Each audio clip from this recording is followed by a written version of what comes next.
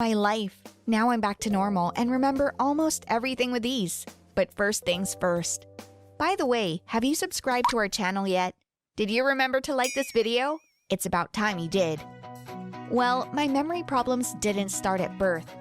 All junior high and first years of high school, I remembered absolutely everything. I was a great student, memorized stuff easily, and even helped my friends with their lessons.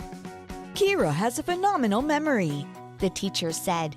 She can memorize long poems, formulas, and dates very quickly. You have to use that ability. My parents were thrilled. They complimented me all the time and said that they had high hopes for my amazing memory. I won school competitions. I was the best in my class and even in the whole school. However, my triumph didn't last long. If in junior high school, they still wanted to be friends with me because I was the smartest, then in high school, of course, I had my detractors. Those of you who are at least once the best at something know how it is. One day you get a round of applause, and the next day they're calling you names behind your back. That's exactly what happened to me. My first enemy was Olivia. We went to different schools in junior high, and she was the best at hers. Now she had a rival in my person. At first, Olivia took my progress as a challenge. Kira, congratulations! You did the best on the test. My teacher complimented me one day. Olivia snorted loudly and hissed, leaning toward her friend. "Big deal. One time. Let's see who's the best next week." But next week, too, my test was judged the best. And next week, and the next week. That's how Olivia knew I wasn't just a misunderstanding, but a real competitor and an enemy. One day, a classmate caught me in the school hallway, pinned me against the wall and blurted it out. "Listen, you! If you think you're the smartest, I hasten to disappoint you. I've collected every award in my school, and I'm going to do it again. But what can I do if I have a perfect memory?" I shrugged my shoulders. "Just admit it that you're number 2 now, that's all." Olivia recoiled from me and stared wide-eyed. She looked like I'd punched her in the face. "Number 2? We'll see about that. I would do anything to make my parents proud." And the classmate wasn't lying. I wasn't too worried at the time. What's she gonna do? Kill me? That's ridiculous. I didn't even tell my parents about the story. But Olivia was determined. She and her friends were going to teach me a lesson. The girls broke into my locker, stuffed it full of books, and broke the lock. When I tried to open the locker door to put my things, it didn't open right away. I pulled the door as hard as I could. It flew open, and a ton of heavy books and textbooks fell on my head. In fact, that was the beginning of the worst chapter of my life. After the blows on my head, I lost consciousness. I didn't know what kind of books those bitches had put in there. Probably all the volumes of a medical encyclopedia. I woke up already in the hospital. The first thing I saw were my parents' upset faces. Kira, My mother exclaimed. how are you feeling, honey? What happened? I couldn't remember anything at all. My parents told me about the locker and the books. The doctors reassured my parents. They said it was just a minor bruise, and that it wouldn't affect my life in any way. For about an hour, my mom and dad calmed me down and promised me I'd be home in a couple of days. You need more sleep now. He said. Dad stroked my head. We'll definitely visit you tomorrow. But at that moment, I suddenly looked at my parents fearfully and asked, "Where am I? What happened?" And that's when Mom and Dad realized that the bruise wasn't so minor. Yes, I had blackouts. And they reoccurred so often that every hour, my parents had to, from the beginning, to tell me where I was and what had happened. The doctors were just throwing up their hands. They took all the necessary x-rays and found nothing wrong. From that moment on, however, my life changed completely. At first, my parents still hoped that returning to my familiar surroundings would help me with my memory lapses. However, on the first day I had a real tantrum when I suddenly found myself in the middle of the school hallway. I had completely forgotten how I woke up this morning, how I was going to school, and I didn't remember the way to school either. No, schooling is out of the question, said a worried dad. Only distance learning. But distance learning wasn't going to do any good either. Once I had learned something, within an hour, I couldn't remember anything I'd learned. That's how my successes ended. And most importantly, I didn't know who had set up the textbook incident. I vaguely remember disturbing Olivia's life, but I couldn't remember our last conversation or anything that might have pointed to a classmate. But I was sure that one day I would remember everything and find the culprit that was phenomenal. My memory would now be considered by the Dory fish. About a week after I switched to homeschooling, someone rang our doorbell. I went downstairs and froze. Standing on the doorstep was Olivia and her friends. My mom, who had opened the door for guests, I think she was confused too. I'd been sick the whole time. None of my classmates or school friends had ever come to see me. Oh, that's right. I don't have any friends. Kira, how are you feeling? We came to check on you. Olivia seemed very sincere, and so did the girls who decided to keep her company. Seemed pretty friendly. I sensed some kind of unease, but I couldn't figure out what I didn't like. My mother invited my classmates into the house. She set the table and we all sat down for tea. You really don't remember anything at all? Olivia asked me thoughtfully. I remember things until I black out. I don't remember much since then, since I came to my senses. I explained. What do the doctors say? Will your memory come back? My mom explained to the girls that the doctors are trying to help me. But so far, the therapy is having very little effect. The girls were relieved and looked at each other. I was very pleased that they cared about me. However, by the end of the tea party, I had lost some of my memory again. Olivia? Girls? What are you doing here? I stared at the guests in surprise, and they stared at me. Your friends are here to see you, said my mother patiently. Friends? I don't remember having any friends at all. Olivia suddenly jumped to me and took my hand. Of course we're friends, Kira. You're so good, and you're about to be the best in school again. The girl almost cried, and I smiled back at her. Weird. My scrappy memories were telling me that she and I were major enemies. But how could an enemy care so much? I must have got it all wrong. One morning, my mother left me home alone. She needed to get to the office right away. I'll sign the papers and be right back, honey. Don't worry, I smiled. I'll just lie down and watch the show. Nothing will happen. But about 15 minutes after Mom left, the doorbell rang. I had to go downstairs and open it. There was Olivia on the doorstep. Hi, Kira. I took the afternoon off from class and I thought, why don't we go for a walk together? You probably don't get out of the house at all. Yeah, I rarely went out and I only went out with my parents. We were always in a hurry to get back before I'd forgotten everything again. I don't even know. It was scary to leave home without my mom and dad, but Olivia was my friend. We'll just go for a ride in the park and come back. I got changed, got on my friend's bike, and we rode. We rode quite a long time. I was beginning to get worried. In general, I remembered my neighborhood, but at some point I realized I didn't recognize the houses and cafes we were passing. Aren't we far away? I got worried. No, we're right down the street. Olivia smiled. You poor thing, your memory lapses. I calmed down. Yes, it was probably my memory that was playing tricks on me again. Finally, we stopped. I got off the bike and looked around. There were only abandoned houses and deserted streets around. This isn't a park. I think I took a wrong turn. Olivia was puzzled. Let me ask someone for directions, because my phone is dead. The phone! I forgot all about it! My cell phone is on the bed in my room.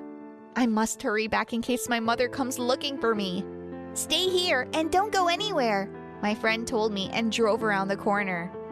And then I lost my memory again. I found myself in the middle of an unfamiliar street with no memory of how I got here. I was in such a panic. What am I gonna do now? Where are my parents? And where is my home? Why didn't I have my phone with me? And where had all the people gone? Crying, I sat down on the sidewalk. Hey, miss. I looked up and saw a man. He was looking out the window of his car, coming out of nowhere. Is something wrong? I'm lost. I don't know where I am or how to get home. Wow. Do you remember your address? I'll give you a lift. The man seemed friendly enough. He got out of the car and headed towards me. But then my memory, which had failed me time and again, reminded me of maniacs and murderers who also look nice and then lure their victims into a trap. Stay away from me! I screamed at the top of my lungs.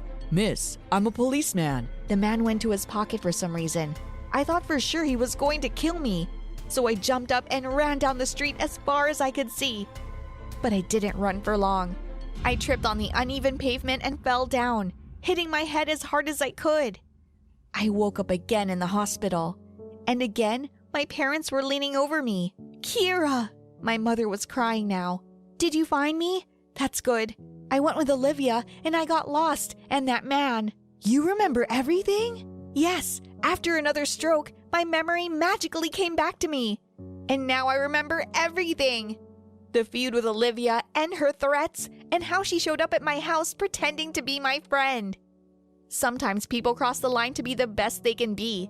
Like Olivia, trying to get her parents' approval. She went completely off the rails. My classmate was just trying to teach me a lesson by doing that prank with the textbooks. But when I lost my memory, I realized I overreacted.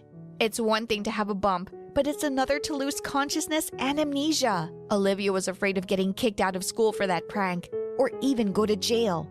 So she first made sure I remembered very little, and then decided to play it safe and take me away to another neighborhood, leaving me alone. Sounds crazy, doesn't it? I don't know what would have happened to me if it hadn't been for that policeman. Even on his day off, he couldn't get past a damsel in distress. Olivia didn't go to jail, but now she has to work with a psychologist all the time. And I'm back to being the best student ever. If you were me, would you forgive Olivia?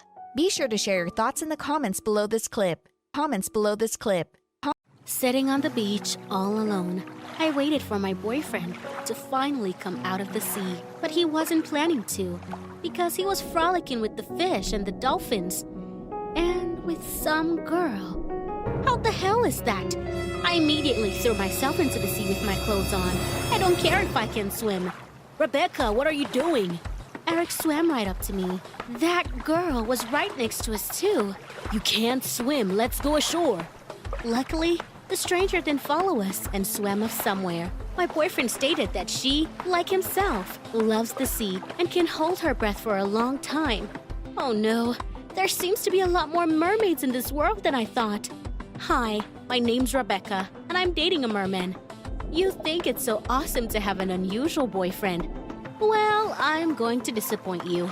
We have a lot of problems. For instance, Eric spends most of his time in the water, and he's convinced he can communicate with marine life. One time, he was swimming with a dolphin, and he thought it would be a good idea if he could take him for a ride. The next minute the dolphin did it, and Eric once again became convinced that he was no ordinary guy, but a real merman. After all, in addition to pseudo-communication with the dolphins, he could stay underwater for 10 minutes. When Eric came to my town, which was 6 months ago, I was very impressed with his talents. I immediately fell in love with such a cool and unusual guy, and I was able to win his heart in no time by making a cool seaweed dish. We had a totally blissful relationship. We went to the beach together. Eric would get me all sorts of cool stuff from the seabed and took pictures of beautiful fish. But then I started to notice that he spent a lot more time underwater than he did with me. Once, he even missed most of my birthday party, and then he brought me another oyster with a pearl as a gift. I'm sorry, but a dolphin asked me for help. Eric explained calmly. What kind of help? I folded my arms across my chest. He was hungry and couldn't catch a fish, so I had to help him. Eric, wake up! You cannot communicate with the dolphins! That's ridiculous! What about the time he took me for a ride? That was just a coincidence. We had a fight about it, and it got to the point where I told the guy I wasn't happy, that he was spending a lot less time on shore than he was in the water. And Eric's excuse was that he's a merman, and he can't live without water for long. I wanted to smash my forehead with the palm of my hand, and then his. But instead, I cried all night, because I knew that we should break up. But in the morning, when I was determined to do that, Eric came up to me and apologized. I'm sorry, Rebecca. I was very selfish. I care about you very much, and I didn't want to fight with you like this anymore. I'm gonna try and spend less time underwater, so I can pay you a little more attention. There were fireworks of emotions raging inside me. I immediately kissed Eric, and I thought for sure our lives would be better now. But that wasn't the case. The girl I talked about in the beginning was back in our relationship. She was all Eric talked about.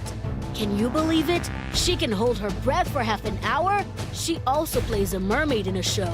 And she came to our town to give a charity performance for the orphanage. And the coolest part is that Cynthia asked me to join her. Wow, you two have already met and even become friends, I grumbled, hoping Eric would notice my disapproval. But he didn't. Yeah, and I agreed. Oh yeah, Rebecca, I'm inviting you to our show. Last thing I needed. Watching my favorite Eric swim with some mermaid in the same tank. I noticed how beautiful this Cynthia was. She also has the same affection for the sea that Eric does. I'm sure they'll get close and fall in love with each other, and I'd be left out of the love triangle.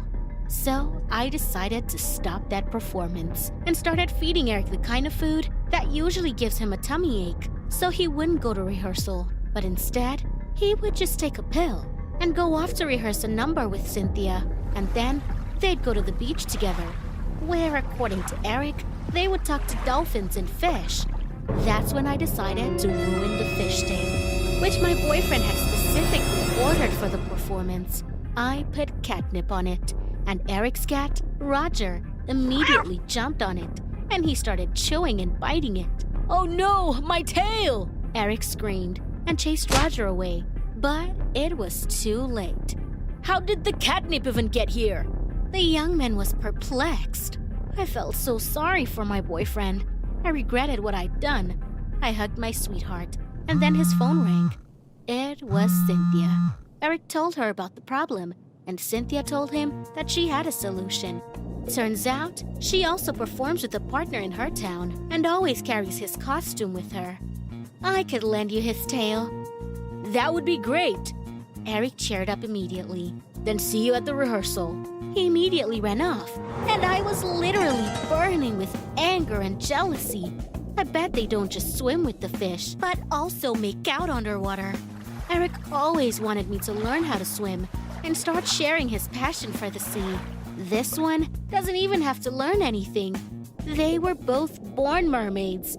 Then I just decided to come to the rehearsal and see what they were up to. But the security guard at the entertainment center wouldn't let me in. You think that's what stopped me? Of course not. I got in through the back door, but I almost broke my arm when I fell on something very hard in complete darkness. But nevertheless, I made it to the hall, and what I saw shocked me. All my suspicions were confirmed. Eric was hugging Cynthia and even held her hands. I couldn't bear to look at it. I ran right over to them. I slapped Eric in the face and pulled Cynthia away from him by the hair. "I'm breaking up with you," I shouted, unable to hold back my tears. "Rebecca, you've got it all wrong. I've got it all right. You're a merman. She's a mermaid.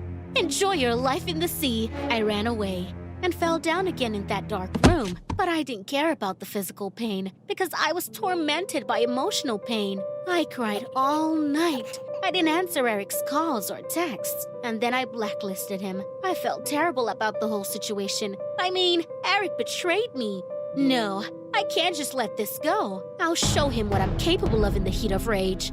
On the day of their show, I snuck into the shopping mall. I pretended to be an employee.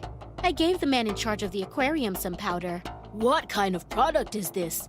Why can't you keep anything in your head?" I was indignant.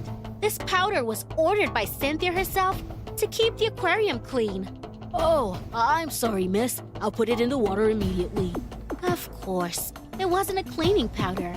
It was scabies powder, and it never loses its properties, even in water. Once the employee poured it in, I hid in the audience and waited for the show. Except there was only Eric in the aquarium, and Cynthia wasn't there with him. I looked around the hall and was shocked to find that she was sitting in the audience, just watching. What does that mean? Why isn't she in the water? She's ruining my genius plan. Once Eric dived into the water, he couldn't do any of the tricks because he was all itchy. The children were not happy with this kind of performance. Many of them cried. The organizers tried to calm them down and gave them free ice cream. But everyone's mood was completely ruined anyway because the audience wanted to see mermaids.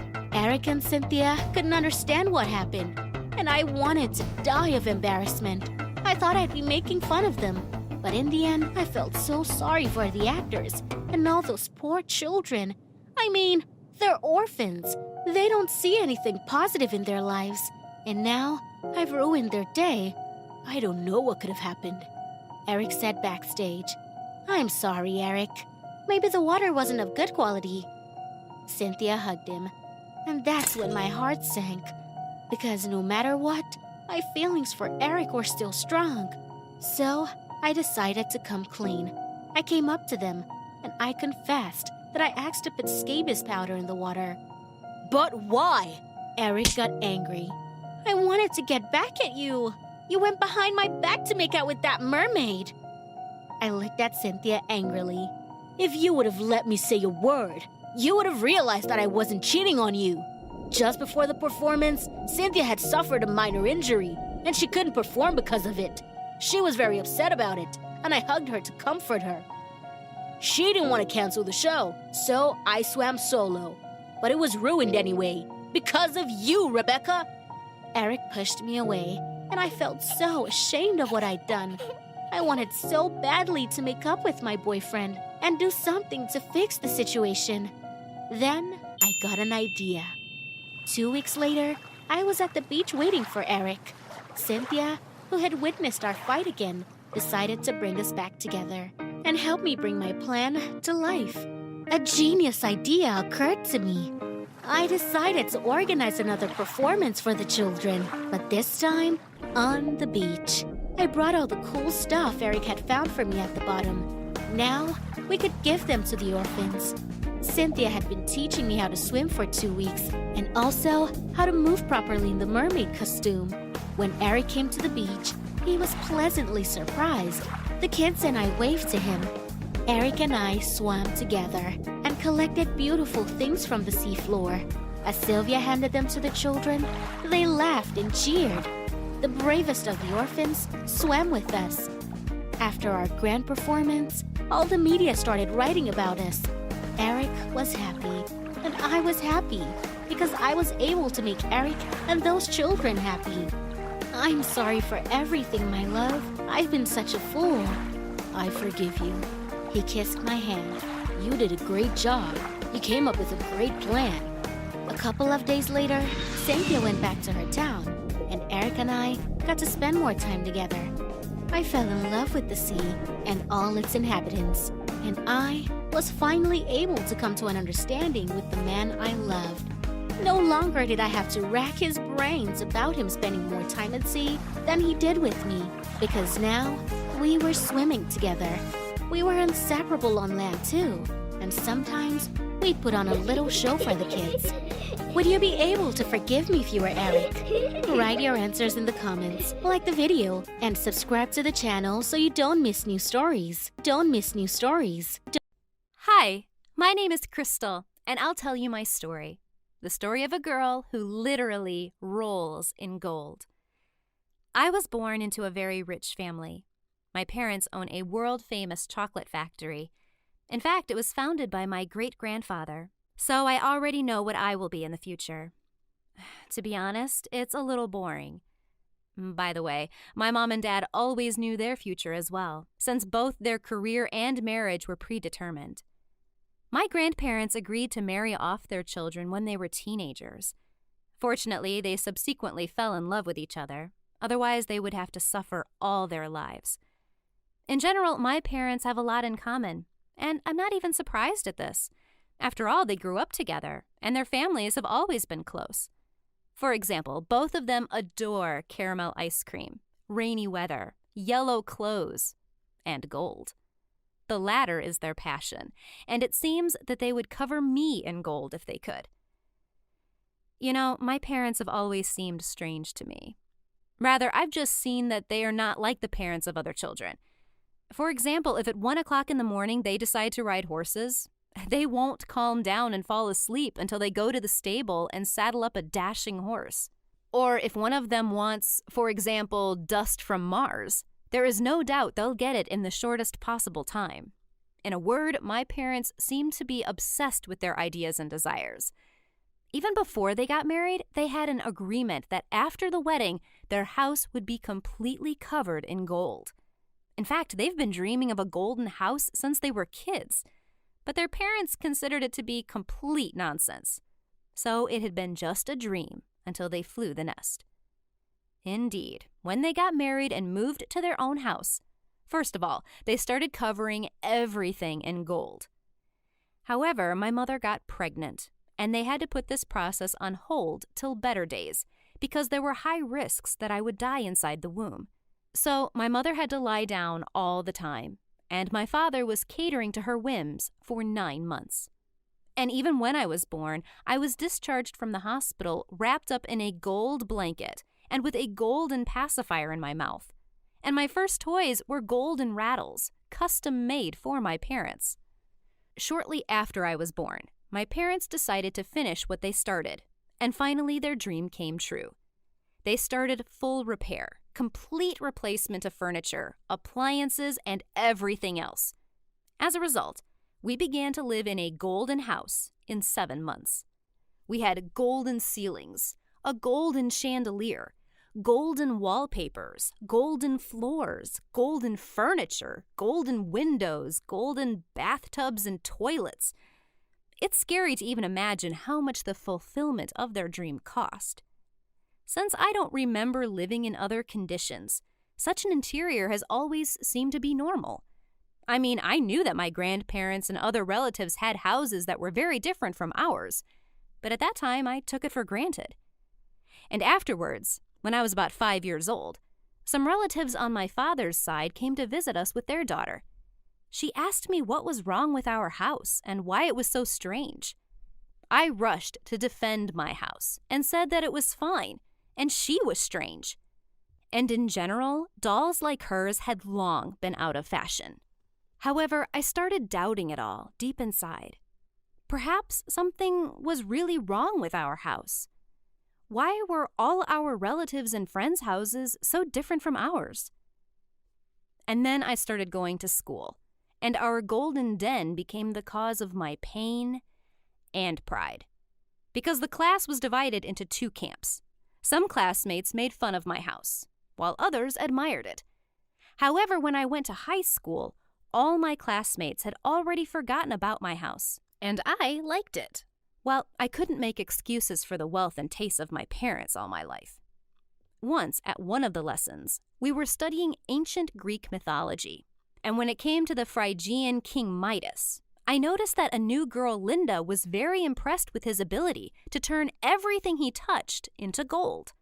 She seemed so funny, asking the teacher a lot of questions concerning the topic. In the end, he even told her to prepare a report about Midas at home. I decided to play a little trick on Linda, either out of boredom or out of interest. After classes, I told her that King Midas still existed, and I could even show how he made my house golden if she wanted. Linda laughed and said that he was a mythical hero and only a part of the fiction of the ancient Greeks. Did you say fiction? Let's go to my house right now. I'll prove that he exists, I said, and enchanted Linda followed me. On the way, she asked me some questions, but I was in no hurry to answer them. I really wanted to impress my classmate, and that's why I tried to leave the secret untold. When we were at my house, I realized that my plans were changing a little and getting a different, tangier side, because my grandfather's car was in the parking lot. Oh, I was so lucky. Now I'll tell Linda that this is Midas himself. She will certainly be shocked. Well, if only I knew she would be literally shocked in this case. On the whole, Linda was very surprised, even by the way our house looked, because it was all gilded, even on the outside. But when we went inside, her lower jaw dropped to her knees, because she definitely was not ready for that. I bet she had never seen so much gold in her entire life. And then my grandfather came out. He was a bald old man with a beard and a loud, deep voice. I don't remember what he said, but I remember how I whispered in Linda's ear that he was Midas, and now he would touch her and turn her into gold, like everything in our house. As soon as I said that, the poor girl screamed in horror and ran away, but not to the exit. She ran to the toilet, apparently having lost orientation in space. I think that at that moment one of my parents was there, so she hit into the door with her forehead so hard that she was thrown away right to the exit. She kept on screeching and screaming. Then she ran out into the yard, jumped over the fence, and disappeared from sight. My shocked grandfather froze and looked at me in surprise. Then he asked me to explain what it all meant. I was afraid that I would be punished for my prank. So I lied to my grandfather that my classmate simply thought that no one was home and didn't expect to see him. It seemed to be a satisfying explanation, and I thought that my grandfather and my parents believed me. Then I sent a message to Linda, asked if she was okay, but there was no answer. Well, she took offense. It happened. I thought that I would explain everything later and apologize. It wasn't the case because in the evening the police came to our house. It turned out that when Linda hit the door with her forehead, she had a concussion, and she began to stutter because she was so frightened. I was so ashamed. I didn't even think that my harmless joke, as it seemed to me, could lead to such consequences. Fortunately, Linda quickly got better. I asked her for forgiveness, and my parents paid considerable compensation to their family. You know, this was the first time in my life when I faced the fact that I had to be responsible for my actions. I would even call it a turning point, because it was the first time I considered the question, what is the use of gold in general? Why did my parents turn our house into a golden crypt? Linda hit the golden door, cut her forehead, and got a concussion. It turns out that gold, like concrete or metal, can hurt and even kill. And why did my parents spend a lot of money on all this stuff? Luxury, you say? Beauty? But all this stuff doesn't bring beauty, or intelligence, or success, not to mention health, longevity, and happiness.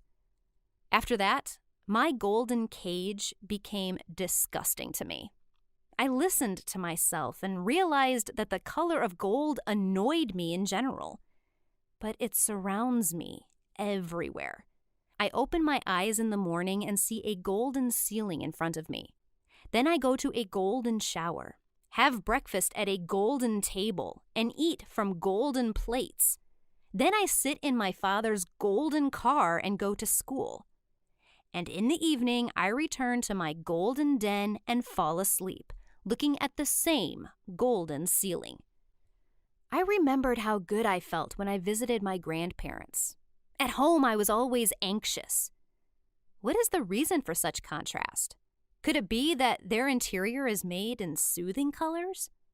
And what about my earrings, necklaces, and bracelets presented by my parents? I realized that my reflection in the mirror looks worse when I wear this stuff. Indeed, this is the house of my parents, and they have the right to equip it to their liking. But why didn't they think about how their guests and their child, that's me, would feel? Was it really necessary to go to such an extreme and cover absolutely everything in gold? It turns out that they doomed me to be a hostage to the golden cage until the coming of age without my consent. Do you like gold? Do you think I have the right to ask my parents to make repairs and remove at least part of the gold? Give your answers in the comments, like the video, and subscribe to our channel to stay in touch with us. Hi guys, I'm Rachel, but you can just call me Ray. My story is about how our family came to live on an island, and we lived there all alone, we thought. It all started on a normal Friday night. My dad had a family meeting. In the living room, my parents, me, and my dim-witted brother, Jack. Dad proudly declared, "I've worked hard and finally saved the right amount for my dream." My brother asked, "How much did it add up to?" $300 million, Dad proudly replied. We all whistled in amazement. Well, I should tell you that my dad had started his own stationery company when he was young, working and saving all his life. So when I realized where he was going, I exclaimed, "Please don't tell me you bought it after all." My father interrupted my pathetic cry. "I bought an island and we're moving." No! I was only 16 years old. And you must understand, I had my life all set up. School, friends, a boyfriend I was secretly in love with. I didn't want to change anything. So when Dad sent us packing, I protested. But Mom reassured me a little. "Ray, it's summer. We'll live there for a bit. You'll love it." "Mom, that's ridiculous. What island?" "But it's Daddy's dream. He cares about us. Give him a chance." I puffed up like that spiny fish, showing my displeasure, but still went to my room to pack my bags. In the morning, our whole family was on the pier, waiting for the boat. Instead of a beautiful yacht, came a cargo ship. All of us climbed aboard. Dad walked past the huge containers and narrated, "This is where we keep our groceries. I only took the ones that don't spoil quickly." He pointed to the next one. "Here are the building materials." That's when my dumb brother decided to get involved. He pointed to the largest container and yelled, "And this is where all of Rachel's clothes are, right?" Dad and my brother laughed. At that moment, I felt the ship move. It took us 2 whole days to get to the island. By the way, it turned out that my brother Jack gets seasick. So I had fun watching him suffer. So what? He makes fun of me. Well, finally, we made it. Huge containers were stacked right on the shore. And a little further away, my Robinson daddy decided to set up a camp. All day long, we were setting up bungalows. And at some point, I got so bored, I said, "I'm going for a walk around the island." Daddy wanted to say something to me, but Mom said I needed to be alone. In fact, I wanted to call my friend Shelley and complain to her. I wandered around the island looking for a place where I could get a signal, but no luck. And then I saw the highest mountain. As I mustered my strength, I decided to climb it. It wasn't easy, and I crawled on all 4s for the last 100 meters. After catching my breath, I took out my phone, but there was still no signal. I rushed around the mountaintop, but all in vain. We were cut off from the outside world. Suddenly, I stepped on something soft and hot. I jerked my foot away sharply. There were embers from a fire, and it seemed as if it was still burning not long ago. An extraordinary thought crossed my mind. If someone made a fire, then we're not alone here after all. And at the same moment, I heard some rustling in the bushes. I screamed like a lunatic. I rushed off this mountain. I didn't stop until I got to camp. My mother met me at our camp. What happened? After such a marathon, I could barely get it out. "There's someone else on the island." Dad and my brother just laughed. Dad said, "Of course there are, rodents and birds, but no one besides them." Dad didn't even want to listen to me, which made me very angry. Soon it got dark, and after dinner, we all went to bed. But we didn't get much sleep. I was awakened by a rustling noise. I decided to check it out. I didn't want to wake up my family. Well, they wouldn't believe me anyway. I switched on the flashlight on my phone and went to explore. The sound was coming from the shore, from where the containers with our things were. As I got closer, I saw that one of the doors was open. I took a rock and threw it inside. There was a loud, "Ouch!" After that, someone's shadow ran out of the container. I could have sworn it was a human. It ran into the bushes. I rushed after it. But as I was making my way through the bushes, I lost the thief. Now I knew for sure we were not alone. After closing the container, I headed back to camp. In the morning, I told my brother what had happened during the night. "You must have seen a monkey," he answered. "The only monkey here is you." "Oh, you probably crawled in there yourself last night to get something to eat." "Aw, shut up and help me catch the thief." "All right, there's nothing else to do here anyway," my brother agreed. I took a stick and scribbled a drawing of a trap in the sand. We spent the evening making it, and when we were done, we high-fived each other. Jack proudly declared, "Here, Now when the thief opens the door, the net will shoot at him and we'll get him." Then my brother and I hid in the bushes and waited.